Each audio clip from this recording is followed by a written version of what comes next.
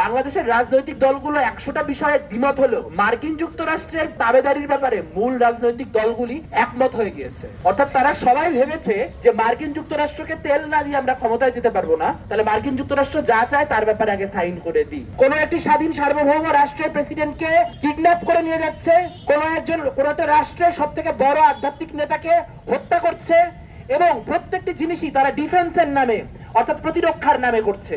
এর কারণ খুব স্পষ্ট, এর কারণ তাদের নিজস্ব অর্থনীতি ভঙ্গুর অবস্থায় রয়েছে, তাদের নিজস্ব যেই পরাশক্তি হিসেবে অবস্থান, সেই পরাশক্তি হিসেবে অবস্থান ভঙ্গুর একটা জায়গায় রয়েছে। এই অবস্থায় আপনারা জানেন যে ক্লাসের যেই লোক ছেলেটা থাকে, যাদেরকে আমরা ইংরেজিতে বুলি বলি, সেই বুলিরা, সেই দাদারা, তারা যেই ধরনের কাজকর্ম করেন ঠিক একই ধরনের কাজকর্ম তারা এখন করছেন। গায়ের জোর প্রয়োগ করে বিভিন্ন রাষ্ট্রকে নানান রকম চুক্তিতে শর্ততে বাধ্য করছেন।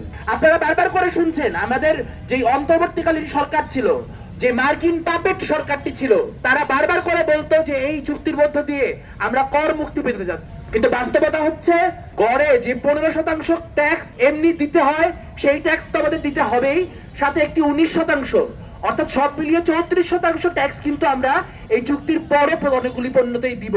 তার চেয়েও যেটা বড় কথা সেটা হলো এটা বাণিজ্য চুক্তির নাম করে করা হয়েছে, কিন্তু প্রকৃতপক্ষে এই যে চুক্তিটি হয়েছে সেই চুক্তিটি একটি প্রতিরক্ষা চুক্তি। কেন এটিকে একটি প্রতিরক্ষা চুক্তি বলছে? কারণ এই চুক্তিতে স্পষ্ট লেখা রয়েছে মার্কিন যুক্তরাষ্ট্র যেই রাষ্ট্রগুলির উপর বাণিজ্যিক নিষেধাজ্ঞা জারি করবে, বাংলাদেশকেও সেই রাষ্ট্রগুলির সাথে বাণিজ্য করা থেকে বিরত থাকতে হবে। অর্থাৎ মার্কিন নিষেধাজ্ঞা বাংলাদেশকে মেনে নিতে হবে। এর মধ্য দিয়ে একটি রাষ্ট্র তার নিজস্ব পররাষ্ট্র নীতি মেনটেন করার ন্যূনতম সুযোগও আর তার অক্ষুণ্ণ থাকছে না। তাকে মার্কিন পররাষ্ট্র নীতির উপর ভিত্তি করে তার যে সকল বাণিজ্যিক চুক্তি, সেই বাণিজ্যিক চুক্তিগুলি করতে হবে, যার মধ্য দিয়ে আসলে রাষ্ট্রের যে সার্বভৌমত্ব, সেই সার্বভৌমত্ব সম্পূর্ণরূপে খর্ব হয়। তাহলে একদিকে আমাদের পররাষ্ট্র নীতি তা ভুলুণ্ঠিত হচ্ছে, আমাদেরকে একটি গ্লোবাল কনফ্লিক্টের অংশ করে ফেলা হচ্ছে, আমাদের মার্কিন যুক্তরাষ্ট্রের বিরুদ্ধে WTO তে কোনো রকম কমপ্লেন করার অধিকার থাকছে না, তাদের বিভিন্ন রকম বায়োলজিক্যালি মডিফাইড যে সকল বীজ আছে সেগুলি আমাদেরকে গ্রহণ করতে হচ্ছে, এবং সব মিলিয়ে এক ধরনের পরাধীনতার শৃঙ্খল, এক ধরনের পরাধীনতার জিনজির আমাদেরকে কিন্তু পরিয়ে দেওয়া হচ্ছে।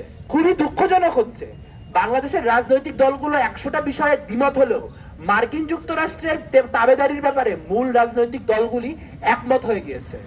অর্থাৎ তারা সবাই ভেবেছে যে মার্কিন যুক্তরাষ্ট্রকে তেল না দিয়ে আমরা ক্ষমতায় যেতে পারবো না, তাহলে মার্কিন যুক্তরাষ্ট্র যা চায় তার ব্যাপারে আগে সাইন করে দিই। তাদের মনে রাখা দরকার, গণ অভ্যুত্থান যেমন কোনো রাজনৈতিক দল ধরে হয় নাই, বাংলাদেশের মানুষ যেমন স্বতঃস্ফূর্তভাবে বুঝতে পেরেছে যে ভারতের সাথে যে চুক্তিগুলি হচ্ছিল সেগুলি অধীনতামূলক চুক্তি, ঠিক একইভাবে বাংলাদেশের মানুষ কিন্তু এটাও বুঝে ফেলবে যে বাংলাদেশে যে চুক্তি হচ্ছে মার্কিন যুক্তরাষ্ট্রের সাথে তা একটা অধীনতার চুক্তি। সামনের দিনে এনপি এর কাজ এই অধীনতার চুক্তি বিষয়ে জনমনে আরো পরিমাণে তথ্য প্রদান করা, এবং রাষ্ট্রীয় সংস্থাগুলি এবং সংসদ যাতে করে এই চুক্তি পুনর্বিবেচনা করে পার না পায় তা নিশ্চিত করা। সেই লড়াইয়ে আপনারা যারা আজকে আমাদের সাথে আছেন তারা থাকবেন এই আশাবাদ ব্যক্ত করি। দুনিয়া জুড়ে মার্কিন সাম্রাজ্যবাদের পতন আকাঙ্ক্ষা করি। প্রত্যেকটি স্বাধীন রাষ্ট্র যেন প্রকৃতপক্ষে স্বাধীন হয়ে উঠতে পারে, সেই লড়াইয়ে আপনাদের সকলের সংহতি কামনা করে আমার বক্তব্য এখানে শেষ করছি। ধন্যবাদ।